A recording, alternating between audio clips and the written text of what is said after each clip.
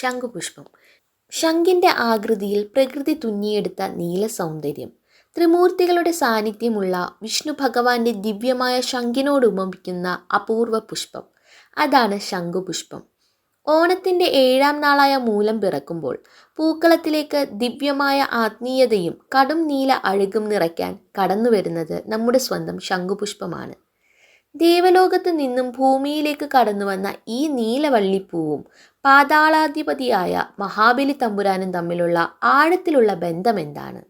മൂലം നാളിൽ ശംഖുപുഷ്പത്തിന് പൂക്കളത്തിൽ പ്രഥമ സ്ഥാനം ലഭിച്ചതിനു പിന്നിലെ കഥ അറിയാൻ വീഡിയോ മുഴുവനായി കാണൂ. ചിങ്ങമാസത്തിലെ ഓണാഘോഷത്തിന്റെ 7ാം ദിനമാണ് മൂലം.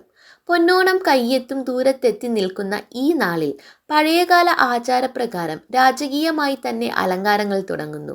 മൂലം നാളിലെ പൂക്കളത്തിന്റെ പ്രധാന ആകർഷണം ശംഖുപുഷ്പമാണ്. കടും നീല നിറത്തിലും വെളുത്ത നിറത്തിലും ലഭ്യമായ ഈ പൂക്കളത്തിൽ വയ്ക്കുമ്പോൾ ഒരു പ്രത്യേക ഐശ്വര്യവും ആത്മീയ ചൈതന്യവും കൈവരുന്നു. മുൻ ദിവസങ്ങളിലെ വർണ്ണപ്പൂക്കൾക്കൊപ്പം 7ാം നാളിൽ ശംഖുപുഷ്പം കൂടി ചേരുമ്പോൾ പൂക്കളം കേവലം അലങ്കാരമല്ല, മറിച്ച് മാവേലി തമ്പുരാനെ സ്വീകരിക്കാനുള്ള ദിവ്യമായ ഒരു പീഠമായി മാറുന്നു. ശംഖുപുഷ്പത്തിനും മഹാബലി തമ്പുരാനും തമ്മിൽ പുരാണങ്ങളുമായി ബന്ധപ്പെട്ട വലിയൊരു ഐതിഹ്യമുണ്ട്. വിഷ്ണു ഭഗവാന്റെ ഭക്തനായ പ്രഹ്ലാദന്റെ പൗത്രനാണ് അസുര രാജാവായ മഹാബലി. അസുര വംശജനാണെങ്കിലും വിഷ്ണു ഭക്തിയിൽ മാവേലി എന്നും മുന്നിലായിരുന്നു. എന്നാൽ വാമനമൂർത്തിയായി വന്ന ഭഗവാനോട് പൂർണ്ണമായി ആത്മസമർപ്പണം ചെയ്ത് പാതാളത്തിലേക്ക് പോയ രാജാവാണ് അദ്ദേഹം. വർഷത്തിലൊരിക്കൽ പ്രജകളെ കാണാൻ ഭൂമിയിലെത്തുന്ന മാവേലി തമ്പുരാൻ മൂലം നാളിൽ വഴിവക്കിലെ വള്ളിച്ചെടികളിൽ തൂങ്ങി നിൽക്കുന്ന ശംഖുപുഷ്പങ്ങളെ കണ്ടു. ഭഗവാൻ വിഷ്ണുവിൻ്റെ കയ്യിലെ പാഞ്ചജന്യം എന്ന ശംഖിൻ്റെ ആകൃതിയുള്ള ഈ പൂക്കളെ കണ്ടപ്പോൾ മാവേലിയുടെ മനസ്സിൽ ഭക്തിയും സന്തോഷവും നിറഞ്ഞു. രാജാവ് ശംഖുപുഷ്പത്തോട് ചോദിച്ചു, ഭഗവാന്റെ ശംഖിന്റെ ആകൃതി പൂണ്ട നീ എന്തുകൊണ്ടാണിവിടെ വള്ളിച്ചെടികളിൽ തികച്ചും വിനയത്തോടെ വിരിഞ്ഞു നിൽക്കുന്നത്? ശംഖുപുഷ്പം മറുപടി പറഞ്ഞു, പ്രഭോ, അങ്ങ് ഭഗവാന് മുന്നിൽ തൻ്റെ ശിരസ് നമിച്ചു നൽകിയ മഹാത്മാവാണ്. അങ്ങയുടെ ഭക്തിയുടെയും സമർപ്പണത്തിൻ്റെയും ഓർമ്മ നിലനിർത്താനാണ് താൻ ഭഗവാന്റെ ശംഖിന്റെ രൂപത്തിൽ അങ്ങയെ സ്വീകരിക്കാൻ നിലത്തു പടർന്നു നിൽക്കുന്നത്. ഈ മറുപടി കേട്ട് മഹാബലി തമ്പുരാന്റെ കണ്ണുകൾ നിറഞ്ഞു. അദ്ദേഹം അനുഗ്രഹിച്ചു, എൻ്റെ വരവിൻ്റെ 7ാം നാളായ മൂലം നാളിൽ എൻ്റെ പ്രജകളുടെ പൂക്കളത്തിൽ ഭക്തിയുടെയും മംഗളത്തിൻ്റെയും പ്രതീകമായി നീ എന്നും നിറഞ്ഞു നിൽക്കട്ടെ. അങ്ങനെയാണ് മൂലം നാളിൽ ശംഖുപുഷ്പം പൂക്കളത്തിൽ പ്രധാനിയായി മാറിയത്.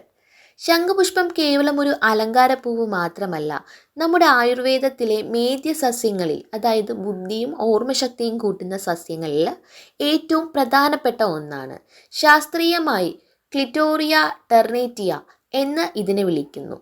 കുട്ടികളുടെ ഓർമ്മശക്തി വർദ്ധിപ്പിക്കുന്നതിനും മാനസിക സമ്മർദ്ദം കുറയ്ക്കുന്നതിനും നാഡീവ്യൂഹത്തിൻ്റെ ആരോഗ്യത്തിനും ശംഖുപുഷ്പത്തിൻ്റെ വേരും പൂവും ഉപയോഗിച്ചുള്ള ഔഷധങ്ങൾ ആയുർവേദത്തിൽ നൽകുന്നു. ഇന്ന് ലോകമെമ്പാടും ട്രെൻഡായി മാറിക്കൊണ്ടിരിക്കുന്ന ബ്ലൂ ടീ നിർമ്മിക്കുന്നത് ഈ ശംഖുപുഷ്പം ഉണക്കിയതാണ്. പ്രകൃതി നമുക്ക് നൽകിയ വൻ ഔഷധ സമ്പത്താണ് ഈ കൊച്ചു വള്ളിപ്പൂവ്. കേരളത്തിലെ ഗ്രാമങ്ങളിൽ വീടുകളുടെ അതിരുകളിലും തൊടികളിലും യാതൊരു പരിപാലനവുമില്ലാതെ തനിയെ പടർന്നു പിടിക്കുന്ന ഒന്നാണ് ശംഖുപുഷ്പം.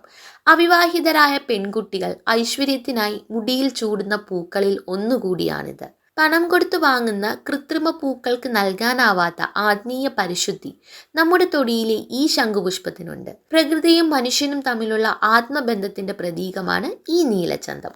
അതെ, മൂലം നാളിൽ പൂക്കളത്തിൽ അണിയുന്ന ശംഖുപുഷ്പം നമ്മെ ഓർമ്മിപ്പിക്കുന്നത് ആത്മീയമായ സമർപ്പണത്തെയും പ്രകൃതിയുടെ അപൂർവ ഔഷധ ഗുണങ്ങളെയുമാണ്. ഈ ഓണക്കാലത്ത് നിങ്ങളുടെ പൂക്കളത്തിൽ ഭക്തിയും അഴകും നിറയ്ക്കാൻ ആ കൊച്ചു നീല ശംഖുപുഷ്പം വയ്ക്കാൻ മറക്കരുത്.